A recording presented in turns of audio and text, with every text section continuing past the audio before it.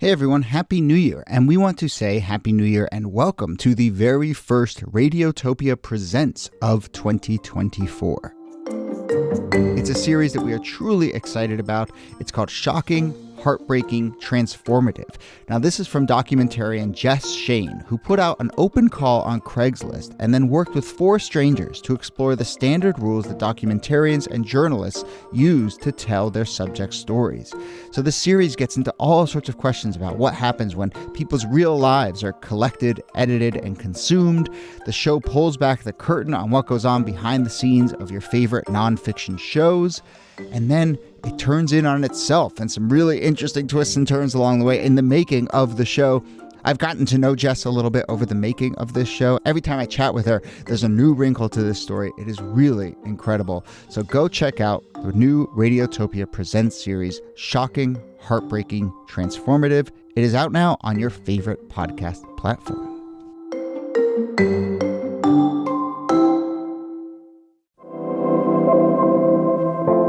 Hello and welcome to This Day in Esoteric Political History from Radiotopia. My name is Jody Avergan. This day, March 25th, 1933. Listeners, do you know that meme of that picture of a cat sitting at a table reading a newspaper and then it's got this thought bubble and it's saying, I should buy a boat? Does anyone know that meme? Well, that's basically President Roosevelt on this day in 1933. He is that cat, and he wants to buy a boat because this was the day, March 25th, that the USS Sequoia was officially commissioned as a presidential yacht. And then for the next 44 years or so, it served as a floating venue for 8 presidents. And I don't want to spoil too much about the history of presidential yachts, but like seemingly most yachts, these boats were a combination of really cool toys, total money pits, venues for some sketchy goings-ons, just like classic boat stuff. And so here to discuss not just the Sequoia, but the history of presidential boats are, as always, Nicole Hemmer of Columbia and Kellie Carter-Jackson of Wellesley. Hello. Hello, Jody. Hey there. This one's really fun. There are a ton of interesting boats and presidents tidbits that we're going to go through. But, Niki, you want to start with the Sequoia itself and its history as a boat and what exactly happens here at the beginning of Roosevelt's term? Yeah, I'm a boat historian today. So there had been a presidential yacht called the Mayflower, of course. But because it cost a ton of money to operate and because President Herbert Hoover wanted to present himself as a fiscally responsible president, he got rid of that boat. Here comes, in its absence, the Sequoia. The Sequoia was bought by the Commerce Department at the beginning of the Depression. So an oil executive, William Dunning, had lost his entire fortune, needed to offload some of his toys, and so he offloads his yacht to the Commerce Department, who uses it for like sting operations in order to catch rum runners, which is a kind of amazing use of this yacht. They would invite... It's like a honeypot, yes, right? Yes. It's a boat honeypot. A honey whiskey pot. Where they would So the rum runners thought that they were entering a rich person's yacht where they could find clients to sell illegal booze to, and instead it was the feds. Yeah. Amazing. And when they weren't busting up these rum runner rings, Herbert Hoover, who now was sad that he didn't have a boat because he sold the old one, is using it for like fishing trips. He's sailing it down to Florida to visit his mom. He really likes this yacht. He even puts it on the White House Christmas card in 1932, which a little tin-eared when the entire economy has collapsed and you're like, check out my yacht. I'm on That's a boat. An amazing detail. Yeah, exactly. In the middle of the Depression, he puts a yacht on his Christmas card. Oh, it's man. unreal. So then in 33, which is this date we're looking at, Roosevelt is now a new president, and it gets decommissioned as a military vessel and get formally commissioned as the president's playpen. So then, Kellie, what do we need to know? Well, let's go through some other sort of interesting tidbits in this boat's history and presidential boats' histories. Some people think that it was actually not named the Sequoia like the tree, but Sequoia after the Cherokee Native American leader. So in 1936, President Franklin Delano Roosevelt takes up the ship, but he's not a fan of it, primarily because the boat is made of wood, and he, as a child, witnessed his aunt burning alive from an oil lamp accident, and so he's not too keen about taking it on. He chooses his own boat, a 318-foot yacht called the USS Potomac, and instead, they have an elevator installed on it for him. You know, he sort of pimps it out to his own desire. But it's interesting that he chooses to have his own boat instead of the Sequoia. Yeah, but the Sequoia comes back. Truman is a huge fan of it. He's like tickling the ivories on it. They use it as a kind of floating Camp David. But I actually kind of love how Eisenhower uses the boat. He sees it as kind of a tactical tool. So there's this point early in his presidency where he just puts all of his chiefs of staff on the boat and is like, I need you to figure out a policy for me. You're not getting off of this boat until you come to a consensus, which is how you get a document known as the Sequoia Report that helps to kind of lay out the defensive strategy of the early Eisenhower administration. But I love that he is basically locking them in a room in the form of a boat that he's not letting them off of. Settle it, pretty much, is what he's saying. I think that what happens after that's pretty interesting, too. In October of 1962, now Kennedy is president, and he, too, is holding meetings on the yacht, and he's even discussing the Cuban Missile Crisis on the yacht. But he also celebrates his last birthday on board.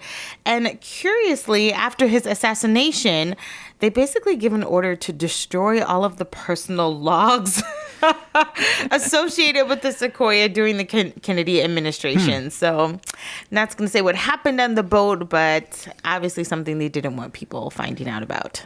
Well, I think we can guess or we can infer, rich people like to do certain things on boats, and Kennedy has a certain reputation, and we'll leave it there. But this gets at something that I think is an emerging theme, which is the boat is almost a representation, reverse Rorschach test or whatever you want to call it, for the personalities of these presidents. And so, Eisenhower is very stern and wants to just have meetings and get people done. Kennedy likes to party a little bit, so he uses the boat in that regard. Truman likes to just escape. But it is this really interesting phenomenon of how you can kind of really see their personalities through how they use the boats. I mean, I've got a good data point for you on this one, Jody, and that's what Nixon does with the boat, which is he has them install a shield around the boat so that none of his conversations that he has on board can be bugged. Which feels very Nixon. Very Nixonian. That's amazing, and I love the notion that. Well, how do you install a shield around the boat? What is the seaworthiness of that? I'm very, very curious about how you do that. But yes. So in sum, business and pleasure is pretty much conducted on this ship. And it's interesting. You know what they say about boats? They say the best thing about it is the day you buy it and the day you sell it. So Jimmy Carter acquires the ship the yacht in 1977, and as a form of a symbolic cutback, he decommissions the yacht, and it fetches about $270,000 at auction, which taxpayers are paying annually about $800,000 a year to maintain this ship. So in some ways, it's a cost-saving measure for sure. But Carter later recalls that selling the yacht was probably a mistake. Carter says, listen, people thought I was not being reverent enough to the office that I was holding, that I was too much of a peanut farmer, not enough of an aristocrat, or something like that. So I think that it shows that the American people want something of an element of, or the image of, a monarchy in the White House. And I agree with that to some extent. I do think that there's something about the glitz and glam and looking at your presidential leader as someone who has acquired certain things or has use of certain things. I think people want to see that a little bit. Huh, that's interesting. They kind of want a monarch. And it's such an interesting contrast with the Reagan administration, right? The Reagan administration is known for its mink coats and tuxedos and the splash that comes with the 1980s, which is kind of the decade of the yacht. It's the yuppie decade. And so actually what happens with this boat is that a private organization buys it. They call themselves the Presidential Yacht Trust, and they sort of like lend it back to the president. And so like Reagan still makes use of the Sequoia as his yacht. There's actually this kind of amazing story. So his EPA administrator, whose name was Ann Gorsuch Burford, who that name should sound familiar. She was the mother of future Supreme Court Justice Neil Gorsuch, was on the yacht when she was hatching this plan to withhold federal funds for toxic cleanup to California in order to hurt the Senate campaign of Jerry Brown, who was running for Senate in California at the time. She actually becomes the first agency director in U.S. history to be cited for contempt of Congress. And it all took place on the presidential yacht. Sequoia. Yeah. Well, there you go. So, okay. Well, Neil Gorsuch's mom, I think, is definitely a future episode here. That's a fascinating tidbit. I do want to go back to this Presidential Yacht Trust, which is the nonprofit organization that acquires the Sequoia for $1 million in 1980. I just love the notion of like, some people are like, oh yeah, I work for a nonprofit, and they're like Doctors Without Borders or some other thing. And then this person's like, yeah, I run a nonprofit. It's called the Presidential Yacht Trust. So not all nonprofits are created equal. Let's just leave it at that. So is this boat still floating around? What do we know about this thing? Well, if you want to throw a party for $10,000, you too can party for 4 hours on the Sequoia. I mean, I think it's crazy that right now, as in 2005, you could rent it and have like a party boat pretty much and sail around wherever you want it to go. Yeah. But we should say that it's pretty run down. Like, this is a wooden boat that has been sailing around for a long time. It apparently had a raccoon infestation, something it shares in common with the White House. But according to, and I am not making this up, the Super Yacht Times, it was set for restoration in 2019. So hopefully it has spent the pandemic being lovingly restored, so American presidents can once again sail in a big wooden boat down the Potomac. Yeah. And look, it's important to support independent media. And so, don't read Super Yacht Times online for free. You should subscribe. You should support it. That's an actual publication. It is. And you're right. We should support independent journalists. Yeah. Independently wealthy journalists, probably. Yeah, I would say so. Okay. That brings us to the end of the saga of the USS Sequoia. That was very fun. Kellie Carter-Jackson, thanks to you as always. My pleasure. And Nicole Hemmer, thanks to you. Thank you, Jody. This Day in Esoteric Political History is a proud member of Radiotopia from PRX, a network of independent, listener-supported, artist-owned podcasts. We were making jokes about supporting media, but that actually is a big part of how we make this show. So if you want to support us directly, there is a link on our website, thisdaypod.com, where you can give a direct donation to support Radiotopia, or you can become a monthly member, or you can become a monthly member. Our researcher and producer is Jacob Feldman. Our producer is Brittany Brown. Kala Nakua helps with our transcripts, which you can also find on our website, thisdaypod.com. You can also email us with any questions or comments or suggestions for topics, thisdaypod@gmail.com.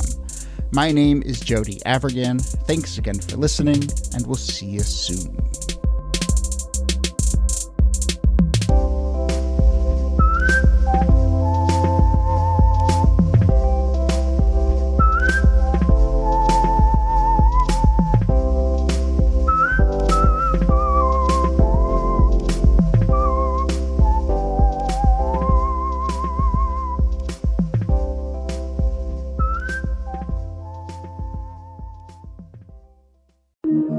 Radiotopia